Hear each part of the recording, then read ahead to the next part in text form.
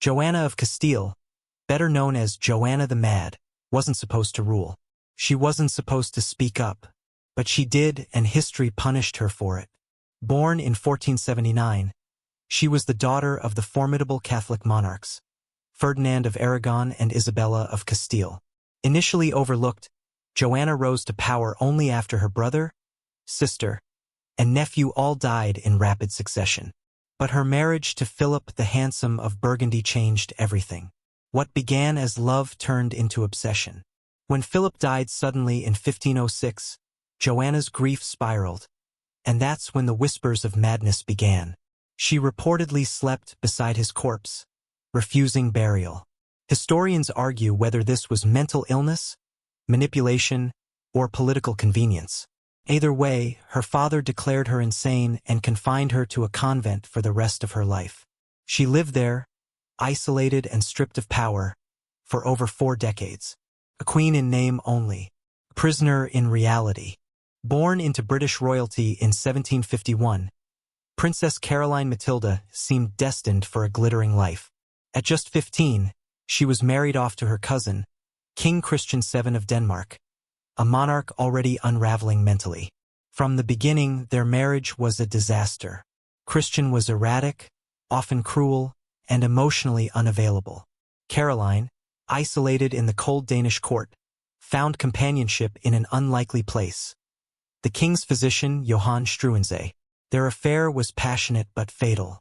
Struensee became the de facto ruler of Denmark, introducing liberal reforms that enraged the nobility. When their relationship was exposed, the court struck back with fury. Struensee was arrested, tortured, and publicly executed. Caroline Matilda, just 23, was stripped of her titles and exiled to a remote German castle. She died 3 years later, alone and likely poisoned. History remembers her as a scandalous adulteress, but beneath the surface lies the story of a young woman, trapped by duty and betrayed by the very institution that raised her. Marguerite of Valois, known as Queen Margot, was a French princess with fire in her veins and politics in her blood. Born in 1553 to Catherine de' Medici and Henry II, Marguerite lived during one of France's most violent religious upheavals. She was married off to Henry of Navarre, later Henry IV, in a calculated attempt to bridge Catholic and Protestant divides. But just days after the wedding, the infamous St. Bartholomew's Day massacre unfolded. Thousands of Protestants were slaughtered, and Marguerite was caught in the crossfire. Her marriage was loveless, her court life dangerous. As the years passed, rumors of her lovers, political intrigue, and independence drew venom from the royal family. She was eventually imprisoned in the remote fortress of Ussen for 18 years, not for madness but for being inconvenient, too independent, too clever. She returned to court only after her youth had faded. Margot became a ghost of her former self, still sharp, still stylish, but long forgotten by power. Empress Su Pingjun lived during the Han Dynasty, a time of elegance, intrigue, and deadly ambition. She was no ordinary empress. She had risen from modest origins. Her marriage to Emperor Xian was genuine, rare in Chinese court life. But that made her dangerous. Court factions, led by the influential Hua family, viewed her favor with suspicion. In a silent coup, poison was chosen as the solution. Su died under mysterious circumstances in 71 BCE, likely murdered to make way for Hua Chengjun, daughter of the rival faction. The new empress was propped up as a puppet, while Su's legacy was quietly erased. For years, her son, the future Emperor Yuan, was kept under watch, nearly disinherited. The history books told little of Empress Su, just a whisper of her name. She had been loved, she had been murdered, and she had been silenced. In the gilded shadow of the Palace of Versailles, there was a secret the Sun King could never quite erase. Louise Marie Therese was born around 1664, allegedly the daughter of Queen Maria Theresa of Spain and possibly King Louis XIV. But there was a twist: Louise had dark skin. The official record says she was placed in the Abbey of Moret and lived out her life as a nun. But behind that quiet title was a storm of rumors.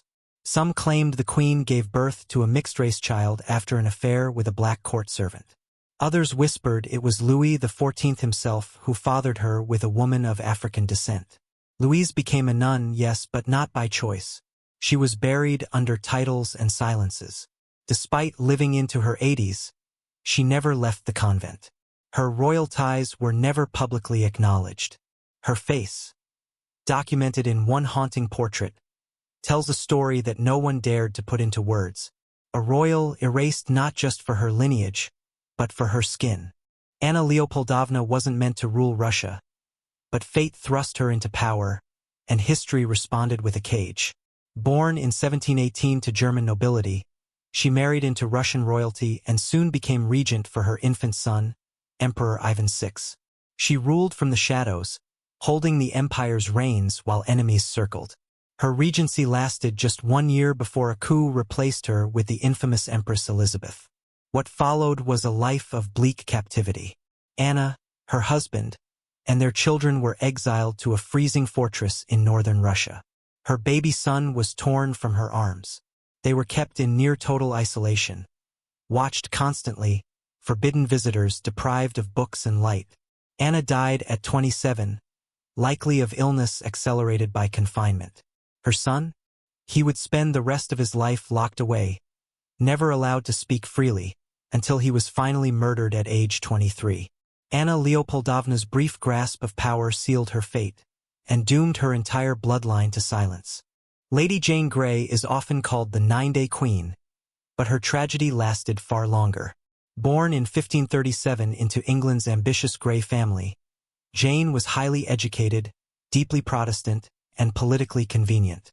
After King Edward VI's death, Protestant nobles feared the return of Catholicism. Their solution: place Jane on the throne, bypassing Edward's Catholic half-sister Mary. Jane was only 16, married off to Guilford Dudley, and crowned against her will. The public didn't accept her. Mary marched on London, and Jane was swiftly imprisoned in the Tower. For 9 days she was queen.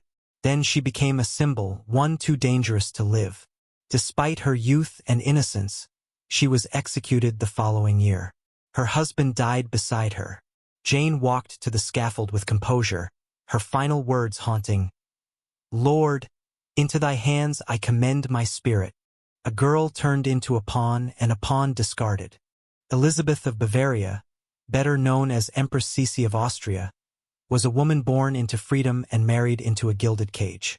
At just 15, she married Emperor Franz Joseph I and was thrust into the suffocating etiquette of the Habsburg court.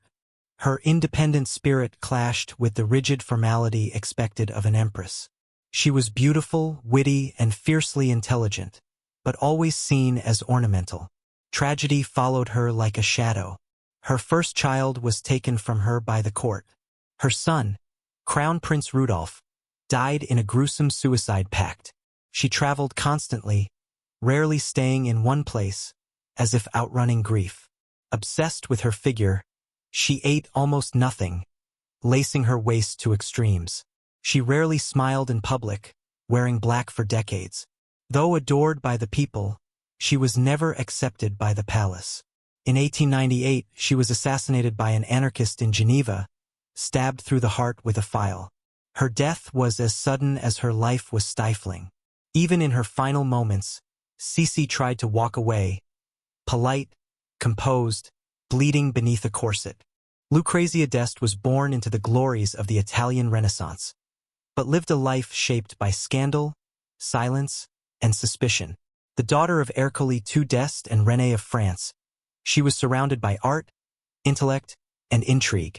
At age 35, unusually late for the time, she married Francesco Maria II della Rovere, Duke of Urbino.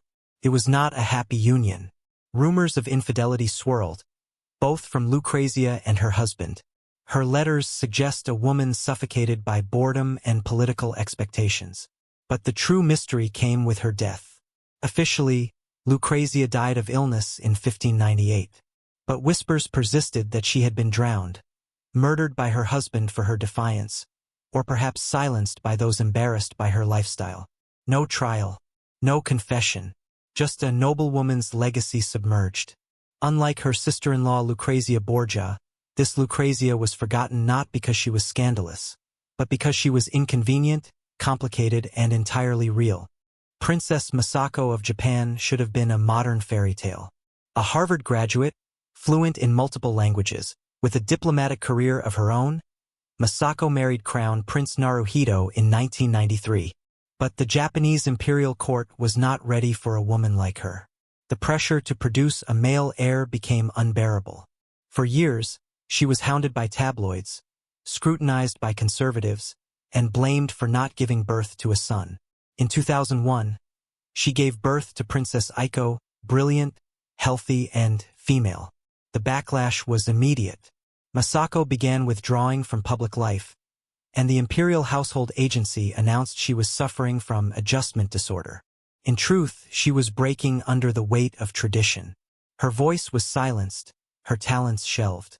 Though she is now Empress Consort, she remains distant, her expressions guarded. The world that once saw her as a symbol of progress now sees her as a living monument to the crushing demands of an ancient throne.